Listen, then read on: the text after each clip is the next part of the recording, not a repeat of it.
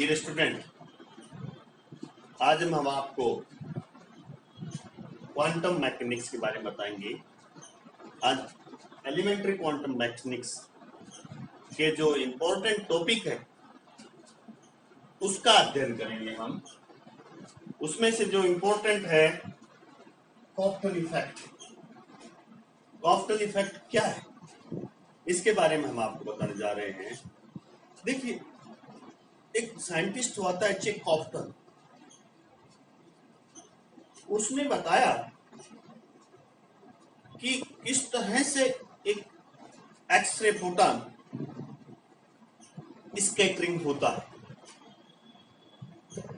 कॉफ्टन ने जो लाइट है, प्रकाश है, इसकी कणीय प्रकृति की व्याख्या की। ब्रोगली के अनुसार जो लाइट है उसकी ड्यूल नेचर होती है, वो कण के रूप में होती है और वेव के रूप में।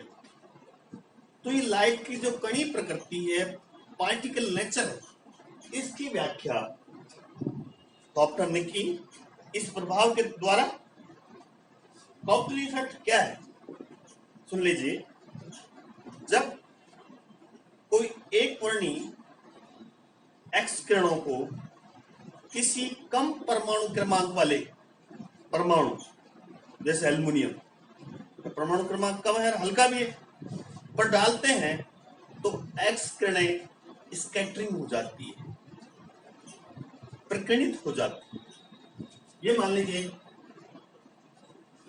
कम परमाणु क्रमांक वाला परमाणु है, जब इस पर हम एक्स रे डालते हैं तो जब एक्स पर एक्स रे गिरती है तो एक्स किरण गिरने के पश्चात स्कैटरिंग हो जाती है, उसका प्रकीर्णन हो जाता है।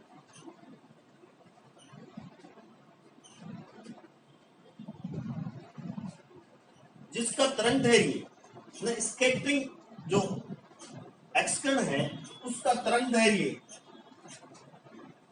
आपतित एक्स किरणों के तरंग दैर्घ्य से अधिक। इस फिनोमेना को कॉफ्टन इफेक्ट कहते हैं। तो सुन लीजिए, जब कोई एक वर्णी एक्स किरण किसी कम परमाणु क्रमांक वाले परमाणु पर डाली जाती है तो एक्स किरणों का प्रकीर्णन हो जाता है, स्कैटरिंग हो जाती है। और स्कैटरिंग जो एक्स किरण है उसका वेवलेंथ इंसिडेंट आपतित एक्स किरणों से अधिक होता है। इस घटना को कॉफ्टन इफेक्ट कहते हैं। इसको तरह और परिभाषित दूसरी तरह से मैं कर सकता हूं। जब कोई एक वर्णी मोनोक्रोमेटिक एक्सरे, इस चित्र पर ध्यान दीजिए, ये परिभाषा कोई बता रहा है। जब मोनोक्रोमेटिक एक्सरे किसी कम परमाणु क्रमांक वाले परमाणु के इलेक्ट्रॉन से टकराती है, एक बार आराम से। जब एक वर्णी एक्स किरण का फोटॉन किसी कम परमाणु क्रमांक वाले परमाणु के इलेक्ट्रॉन से टकराते हैं तो फोटॉन अपनी कुछ ऊर्जा को इलेक्ट्रॉन को देकर स्वयं प्रकीर्णित हो जाता है और इलेक्ट्रॉन इजेक्टेड हो जाते हैं, उत्सर्जित हो जाते हैं। इस घटना को, इस फिनोमेना को कॉफ्टन इफेक्ट कहते हैं। ये पूरी परिभाषा इस डायग्राम में, ये एक्स किरण है, इसका एक फोटॉन है, ये कम परमाणु क्रमांक का परमाणु का इलेक्ट्रॉन से इसे टकराती है तो ये स्वयं क्या हो जाती है, एक्स किरण का फोटॉन प्रकीर्णित हो गया और इलेक्ट्रॉन निकल गया, इजेक्टेड हो गया। इस घटना को हम कॉफ्टन। अब इसको हम विस्तृत अध्ययन करेंगे। इसका एक्सप्लेनेशन क्या है? Explanation of Compton effect. लिख लीजिए, कॉफ्टन इफेक्ट की व्याख्या दूसरे डायग्राम से आएगी। ये पूर्णतः कॉफ्टन इफेक्ट देता है, आपको दिखा रहा है। अब यहां शुरू करते हैं। मान लीजिए कोई एक्स किरण, एक वर्णी मोनोक्रोमेटिक एक्स किरण, उसको हम सिलेक्ट से गुजारते हैं, तो उसका फोटोन जिसकी ऊर्जा एच न्यू है और जिसका संवेग एच न्यू अपॉन सी है,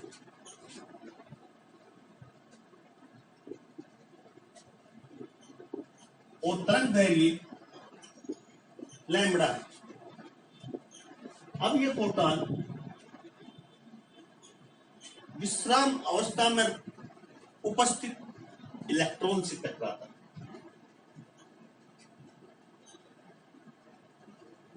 टकरा कर ये एक्स दिशा में थीटा कोण बनाकर विकिरणित हो जाता है, स्कैटरिंग हो जाता है। इस स्कैटरिंग होने वाले फोटोन की ऊर्जा माना एच न्यू डैश है और संवेग एच न्यू डैश अपॉन सी। यहां तक समझ गया? रेस्ट अवस्था में जो इलेक्ट्रॉन है माना उसकी ऊर्जा m0c² है और उसका संवेग 0 है, क्योंकि रेस्ट अवस्था में तो संवेग तो होगा नहीं, इसलिए 0। वो फोटोन से इजेक्टेड होकर उत्सर्जित होकर एक्स दिशा में फाई कोण बनाकर स्वतंत्र हो जाता है, मुक्त हो जाता है। इस इजेक्टेड इलेक्ट्रॉन की ऊर्जा mc² और संवेग m म्यू है। जो यहां म्यू है ये इजेक्टेड इलेक्ट्रॉन का वेग है। तो ये डायग्राम मैंने आपको समझाया।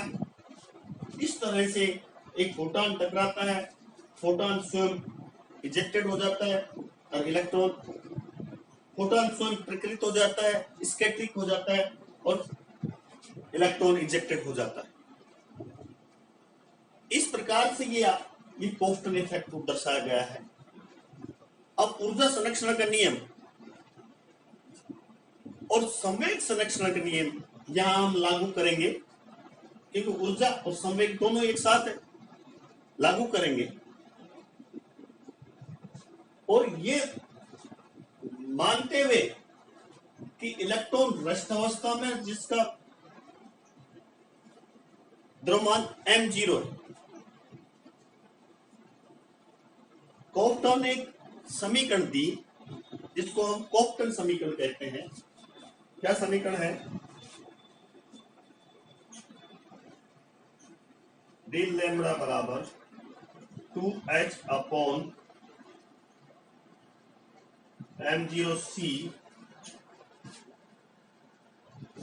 Sine square theta upon 2। ये एक समीकरण थी कॉफ्टन ने।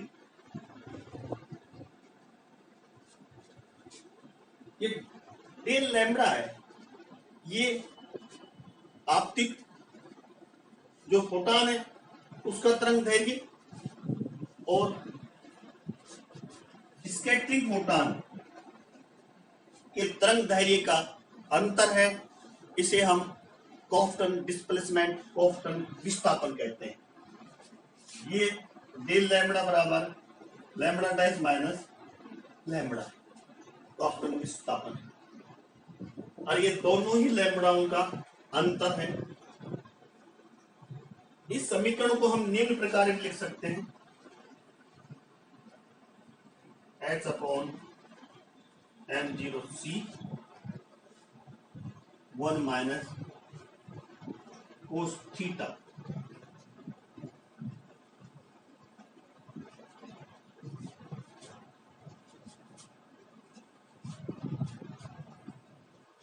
जो समीकरण दी है कॉफ्टन ने, इसको अब हम ड्राइव करेंगे, निकालेंगे, निर्गमित करेंगे, डेरिवेशन ऑफ दिस कॉफ्टन इक्वेशंस।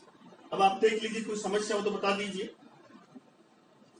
ये कॉफ्टन समीकरण कहलाती है, इसको हम निर्गमित कर सकते हैं और करेंगे। अब ध्यान दीजिए, इस तरह से 1 by 1 पुनः समझ लीजिए सारी बात। ये फोटॉन है, ये इलेक्ट्रॉन से टकराता है, स्वयं फोटॉन प्रकृत हो जाता है और इलेक्ट्रॉन इजेक्टेड हो जाते हैं। ये पूरी घटना कॉफ्टन इफेक्ट कहलाती है। अब हम आगे कॉफ्टन जो प्रभाव है, इसकी जो इक्वेशन है, ये इक्वेशन, इसको हम डेरिवेशन करेंगे, derivation of Compton equation. Compton equation derivation करने के लिए हम यहां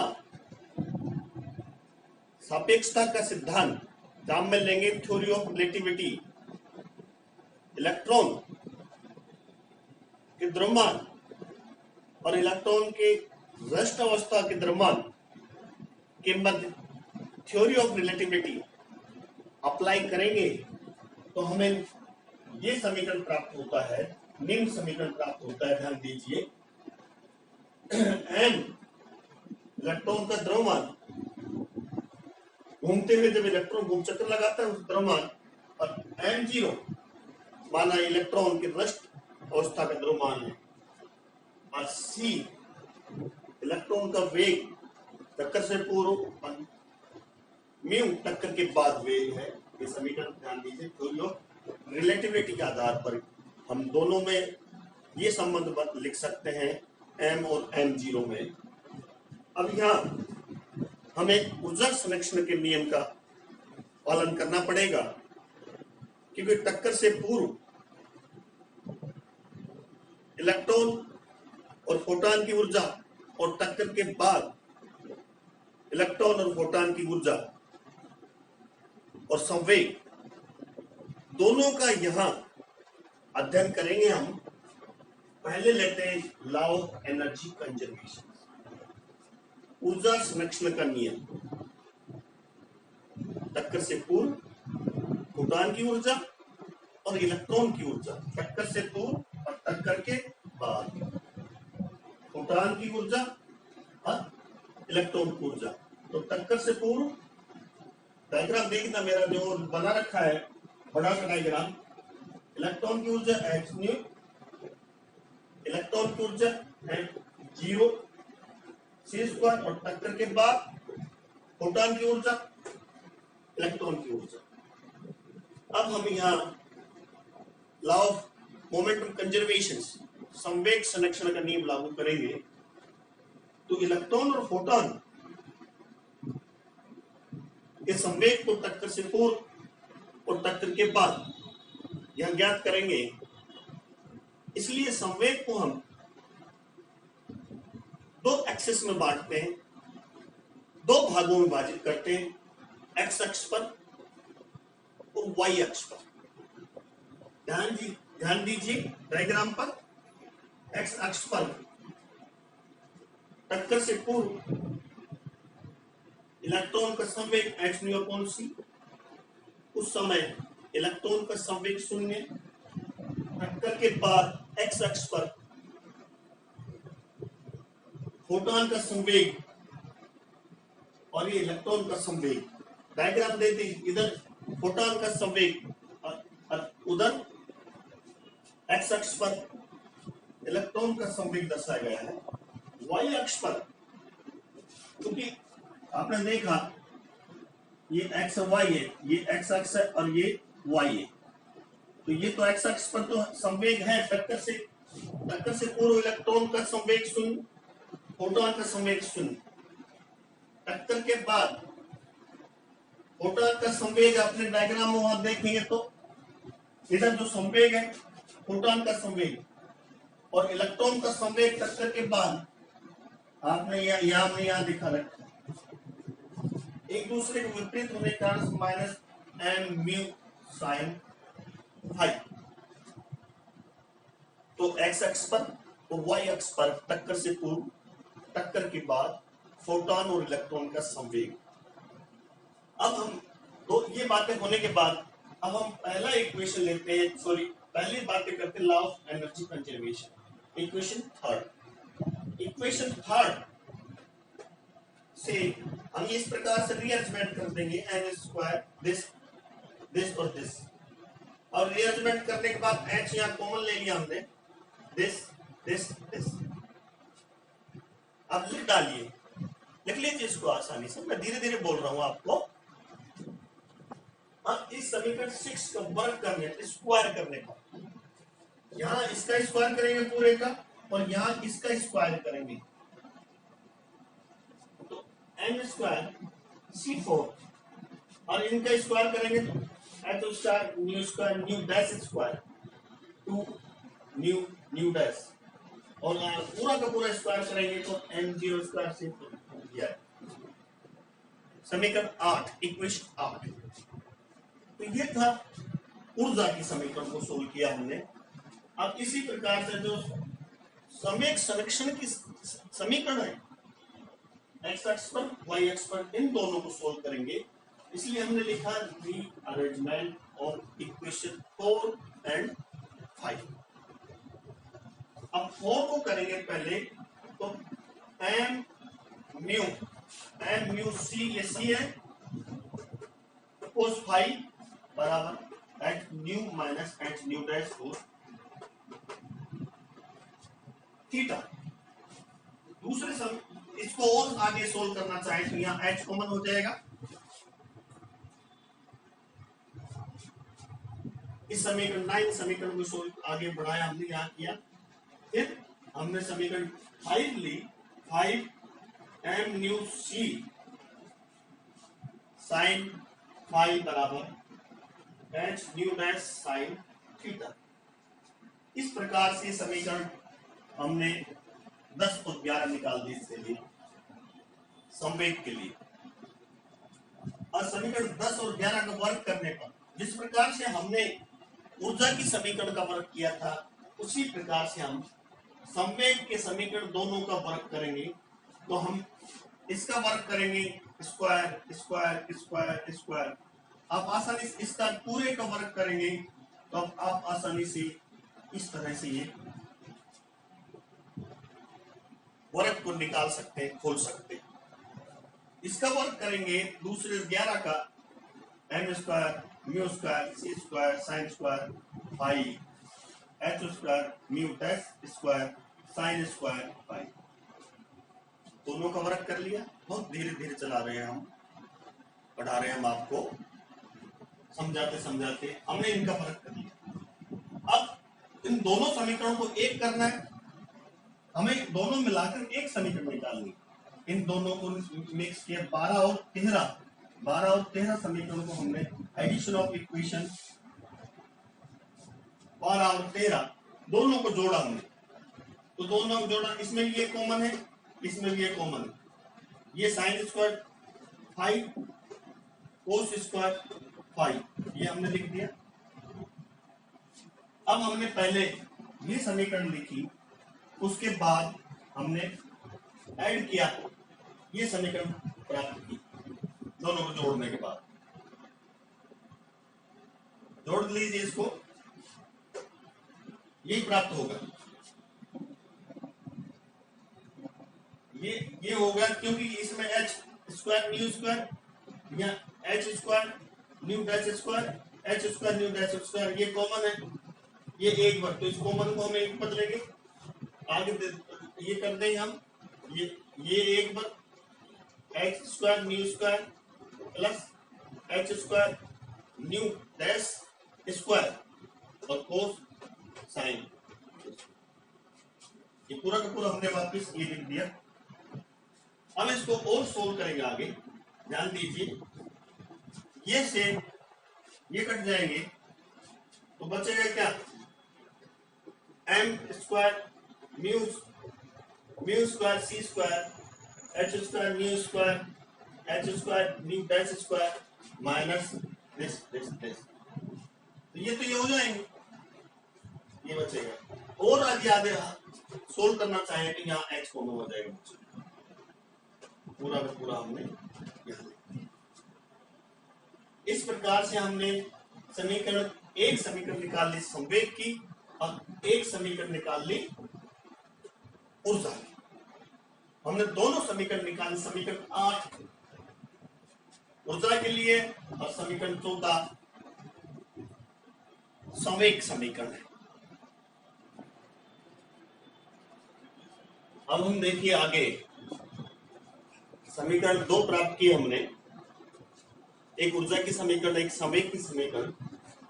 अब हमें जो संवेग की समीकरण है नंबर 14, उसको हम ऊर्जा की समीकरण जो 8 है उसमें से घटा देंगे। उसमें से हम इसको subtract, equation 14 and equation 8, then we get ये समीकरण 8 14 का पार्ट है, ये समीकरण 8 का पार्ट है, ये 14 का पार्ट। यहां तक 8 है, ये 14। अब इसमें से बच्चों बताएंगे डियर स्टूडेंट्स, दिस इसमें से हमने, ध्यान दीजिए, जो ये पार्ट है, ये भाग और इसके ये भाग, इसको ध्यान दीजिए, इसमें भी 2 है, उसमें भी 2 है, 2h² न्यू डैश दोनों में कॉमन ले लिए।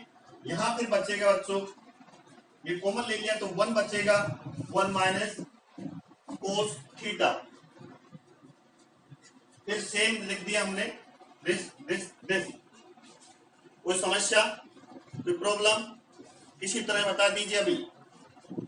अब समीकरण 2, अब ध्यान दीजिए समीकरण 2, उस समीकरण 2 जो थ्योरी ऑफ रिलेटिविटी है, सापेक्षवाद के सिद्धांत पर m और m0 में संबंध है, वो दर्शाया है, उस पर ध्यान दीजिए आप। वहां से जो m² का मान है, समीकरण 2 से m² का मान हम इस समीकरण 15 में रखेंगे। जब 15 में रखेंगे तो वहां m0² है, यहाँ c² है, वहां भी c4 हो गए, यहाँ ऊपर रख दिया वो नीचे, यहाँ c² माइनस b² है ऑलरेडी। ये इस वाला पार्ट है, लेफ्ट साइड वाला। अब इस साइड वाला पार्ट देखिए, इसको हमने पुनर्व्यवस्थित किया है। ये माइनस वाला है वो हम पीछे ले गए, ये प्लस वाला पोर्शन आगे लिया है, और ये माइनस वाला पोर्शन पीछे लिया है, और हमने इसमें कोई परिवर्तन नहीं किया है।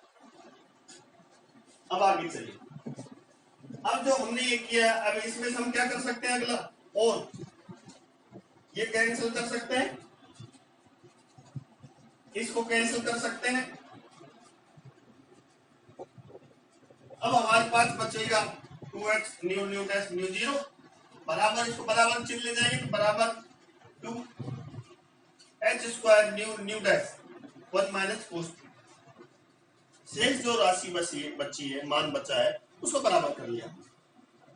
बराबर करने पर ध्यान दीजिए, 2h से h बचेगा, new minus new dash m0 c² बराबर h, यहां बचा h न्यू डैश h लिख सकते हैं। आप इसको इस प्रकार लिख सकते हैं, न्यू माइनस न्यू डैश, ये इधर लिया ये राशि को, ये मान को, बराबर h 1 minus cos theta upon m0 c²। इस तरह लिख सकते हैं, कोई समस्या नहीं है। बायोलॉजी स्टूडेंट समझ में नहीं आ रहा होगा, फिर भी हम समझाने का प्रयास कर रहे हैं। इसको हम यदि हम लघु को ले तो 1 upon new dash minus 1 upon new, इस पूरे को लिख सकते हैं। शेष जो करते हैं कोई चेंज नहीं किया। अब हम जो ये दोनों तरफ है multiply by c both side, we get इस दो बोथ साइड हम इस साइड में हम सी से मल्टीप्लाई करेंगे, तो सी से करेंगे तो सी अपॉन न्यू बार माइनस सी अपॉन न्यू। यहां सी से करेंगे तो एक सी से कम हो जाएगा, ओनली सी लिखा गया है, सेक जो कर दो। सी अपॉन न्यू बराबर होता है बच्चों सामान्य रूप से तरंग दैर्घ्य कहलाता है, लैम्बडा कहलाता है, लैम्बडा बराबर सी अपॉन न्यू। तो हमें इसको लैम्बडा डैश लैम्बडा शेष जो करते हो हमने रख दिया, लैम्बडा डैश विकृत फोटॉन का तरंग दैर्घ्य, लैम्बडा आपतित फोटॉन का तरंग दैर्घ्य, इन दोनों का अंतर कॉफ्टन विस्थापन कहलाता है, कॉफ्टन डिस्प्लेसमेंट कहलाता है। आप जानते हो डेल लैम्बडा। और जो 1 माइनस कोस थीटा है वो बच्चों होता है 1 माइनस कोस थीटा बराबर होता है 2 साइन स्क्वायर थीटा अपॉन 2। ये तो आपको याद करना पड़ेगा, मैथ वालों को तो पता है कैसे आता है। तो 1 माइनस कोस थीटा बराबर 2 साइन स्क्वायर थीटा अपॉन 2 और लैम्बडा डैश माइनस लैम्बडा बराबर डेल लैम्बडा जो कॉफ्टन विस्थापन कहलाता है। इन दोनों का मान हम अभी समीकरण में रखेंगे, lambda dash minus lambda del lambda, और 1 माइनस कोस थीटा के स्थान पर रख देंगे हम 2, तो 2h upon m0 c sine square theta upon. Clear? ये कॉफ्टन समीकरण, ये वही कॉफ्टन समीकरण है जो हमने शुरू में आपको बताई थी, समझाते समय समझाया था कि कॉफ्टन समीकरण, और ये भी कॉफ्टन समीकरण। इस तरह से हम कॉफ्टन समीकरण को व्युत्पन्न कर सकते हैं, डेरिवेशन कर सकते हैं कि कॉफ्टन समीकरण क्या है, कैसे प्राप्त। कोई समस्या हो तो बता दीजिए आप। बिल्कुल साफ साफ समझा रखा है कि स्टेट में समझा रखा है। अब जो कॉफ्टन विस्थापन है, डिस्प्लेसमेंट है, कॉफ्टन डिस्प्लेसमेंट, ये अंतर आपको पता है, ये विकृत फोटॉन और आपकी फोटॉन के तरंग दैर्घ्य का अंतर डिस्प्लेसमेंट है, अंतर है। ये थीटा पर निर्भर करता है। किस पर थीटा करता है? थीटा कोण पर निर्भर करता है। ये विस्थापन कितना होगा, आपकी रेडिएशन, एक्सरे जो फोटॉन आया, और स्कैटरिंग रेडिएशन।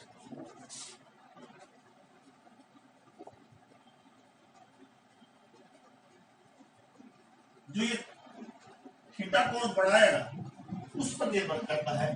मान लीजिए तो थीटा शून्य है, थीटा का मान शून्य, किसी तरह का कोण नहीं बन रहा है, तो इसका मतलब विकिरण नहीं होगा, स्कैटरिंग नहीं होगा, और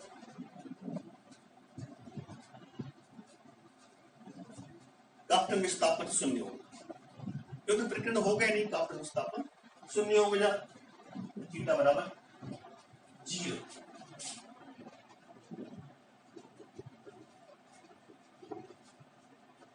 जब वैन थीटा बराबर 90 डिग्री, थीटा जब 90 डिग्री हो, 90 डिग्री का मतलब बच्चों जो ये जो विकिरण किरणें होगी वो आपतित किरणों के लंबवत होगी। जब हमने थीटा 90 डिग्री बता रहे हैं हम आपको, थीटा जब 90 डिग्री हो तब क्या होगा, आपतित किरणें जो होगी, जो आपतित किरणें जब स्कैटरिंग होगा आपतित किरणों का, तो वो विकिरण किरणें आपतित किरण के 90 डिग्री पर होगी। 90 डिग्री, यदि हम यहाँ 90 डिग्री का मान रखें, साइन स्क्वायर थीटा, थीटा की जगह हम 90 रखें, 90 काटेंगे 45 आएगा, 45 आएगा तो उसका जो मान आएगा बच्चों, ये क्या आएगा, 1/2 साइन स्क्वायर 90/2, 1/2। जब हम 1/2 इस पूरी राशि का मान 1/2 यहां लिखेंगे तो क्या हो जाएगा, क्या बचेगा, 2 से 2 कट जाएगा, डेल एच बराबर डेल लैम्बडा बराबर h अपॉन m0 सी, जो ये पूरा की पूरी H, N0C कॉप्टन राशियां कहलाती, कॉप्टन राशियां कहलाती, क्वांटिटी कहलाती। H का मान रख दिया हमने, द्रव्यमान रख दिया, इलेक्ट्रॉन का रेस्ट अवस्था का, प्रकाश का वेग रख दिया। इसको कैलकुलेट किया तो डिस्प्लेसमेंट कितना आया, कॉप्टन विस्थापन आया 0.024 एंगस्ट्रॉम। ये कॉप्टन विस्थापन है जब 90 डिग्री पर थीटा हो। मान लीजिए थीटा 180 डिग्री है, जब हम 180 डिग्री थीटा के स्थान पर रखेंगे तो इसका मान आएगा 1। इस स्थिति में जब 1 आएगा तो यहाँ 1 करेगा, यहाँ 2 रहेगा, तो ये पूरा पूरा ये जो मान हमने जो प्राप्त किया था 90 डिग्री पर, तो 180 पे दुगना हो गया। तो इसका मतलब 180 डिग्री, जिसमें जो स्कैटरिंग फोटॉन होगा वो क्या होगा, वो आपतित फोटॉन के विपरीत दिशा में होगा। जब थीटा हमने 180 डिग्री लिया है तो इसका मतलब यही है, अब जो विकृत जो फोटॉन है वो आपतित फोटॉन के विपरीत होगा। अभी तो 180 डिग्री है और 80 डिग्री में होता ही यही है, तो क्या होगा, जो 90 डिग्री पर हमने विस्थापन प्राप्त किया, डेल लैम्बडा प्राप्त किया, उससे दुगना प्राप्त होगा। डेल लैम्बडा यहाँ कॉप्टन तरंग दैर्घ्य से दुगना प्राप्त, 2 से मल्टीप्लाई करके जितना है तो जो डेल लैम्बडा का मान प्राप्त होगा वो कॉप्टन तरंग दैर्घ्य से दुगना प्राप्त होगा। तो 3 शर्तों पर हमने यहाँ थीटा का मान रखकर, अगर 0 हो, 90 डिग्री हो, 180 डिग्री हो, इस पर कॉप्टन विस्थापन निर्भर करता है। तो आप देख लीजिए, आपने पूरा में विस्तृत कॉप्टन इफेक्ट क्या है, इसकी परिभाषा का डायग्राम बनाया हमने, कॉप्टन प्रभाव को दर्शाने का एक डायग्राम बनाया, कॉप्टन समीकरण क्या है तो उसको निकालने के लिए हमने पूरा डेरिवेशन किया। ये क्वेश्चन इंपॉर्टेंट है, हर बार आता है। डियर स्टूडेंट्स, मैं professor Ramanand Yadav, government RR college Alwar, department of chemistry. अगर कोई समस्या हो तो मेरे YouTube चैनल पर स्टडी सिर्फ विद रामानंद यादव पर जाइए, कमेंट्स बॉक्स में कमेंट्स लिखिए। मेरे चैनल को सब्सक्राइब कीजिए, लाइक कीजिए, शेयर कीजिए। पुनः कहना चाहूंगा, केमिस्ट्री बहुत इजी है। विस्तृत अध्ययन के लिए आप मोना प्रकाशन अलवर की बुक्स पढ़ सकते हैं, जो आपके कंपटीशन में और डिग्री और PG लेवल पर बहुत काम आएगी। Thank you very much. मुस्कुराते रहिए, हंसते रहिए। Thank you very much. पुनः